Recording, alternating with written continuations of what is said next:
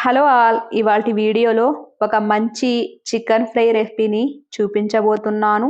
ఇంటికి గెస్ట్స్ వచ్చినప్పుడు అద్దిరిపోయే, ఘుమఘుమలాడే బెస్ట్ చికెన్ ఫ్రై ఇలా చేయండి. ఈజీగా త్వరగా అయిపోతుంది.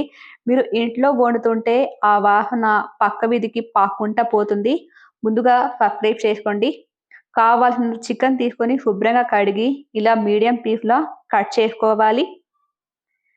ఇందులో తగినంత సాల్ట్, హాఫ్ టేబుల్ స్పూన్ పసుపు, 1 టేబుల్ స్పూన్ ధనియా పౌడర్, తినే కారాన్ని బట్టి చిల్లీ పౌడర్ వేసుకోండి. నాన్ వెజ్ స్పైసీగా ఉంటేనే బాగుంటుంది. 1 టేబుల్ స్పూన్ అంత జీరా పౌడర్ వేసుకోండి. మంచి ఫ్లేవర్స్ ఉంటాయి ఘాటుగా. ఫ్రెష్‌గా 2 టేబుల్ స్పూన్ అంత అల్లం వెల్లుల్లి పేస్ట్ వేసుకోవాలి. ఇవన్నీ వేసుకొని ముక్కకి బాగా పట్టేటట్టు బాగా కలుపుకోవాలి. ఇలా అంతా కలుపుకున్న తర్వాత మూత పెట్టేసి ఒక 20 నిమిషాలు రెస్ట్ ఇవ్వండి. 20 నిమిషాల తర్వాత కడాయిలో తగినంత ఆయిల్ వేసుకొని చికెన్ అంతా ఇందులో వేసుకోవాలి. మంట మీడియం ఫ్లేమ్‌లో పెట్టుకోండి.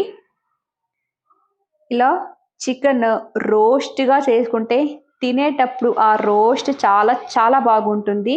ఒకటికి 4 ముక్కలు తింటారు. మంట మీడియం ఫ్లేమ్‌లో పెట్టుకోండి. మూత పెట్టేసి మధ్యలో కలుపుకుంటూ ఉండాలి. లేదంటే మాడి మసైపోతుంది. చూసారా?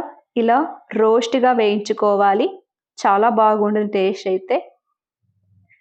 ఇలా వేయించుకున్న ఈ చికెన్‌కి ప్లేట్‌లో అంతా పక్కన తీసి పెట్టుకోండి.